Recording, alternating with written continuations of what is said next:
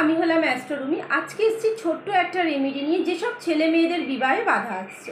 এই ক্রিয়াটি করার জন্য লাগবে একটি মাটির হাঁড়ি, 3টে পাতিলেবু, কালো সর্ষে, লাল শালু কাপড় এবং 3টে পাতিলেবু। ক্রিয়াটি করতে হবে শনিবার দিন রাত্রি 9টার পর, শূদ্র বস্ত্রে শূদ্র মনে। এবং করবার সময় কি করবেন, মাটির হাঁড়িটার মধ্যে 3টে স্বস্তিক চিহ্ন এঁকে দেবেন। পাতিলেবুটার মধ্যে ভালো করে সিঁদুর মাখিয়ে নেবেন এবং হাঁড়িটির মধ্যে একটি পাতিলেবু, কালো সর্ষে দিয়ে মাটির হাঁড়িটা লাল শালু কাপড়টা দিয়ে বন্ধ করে দেবেন এবং সেটা 3 মাথা মোড়ে কিন্তু রেখে আসবেন। কাজটি যখন করবেন ছেলে মেয়ের নাম নিয়ে করবেন, তার সঙ্গে তাদের মায়ের নামটাও নেবেন।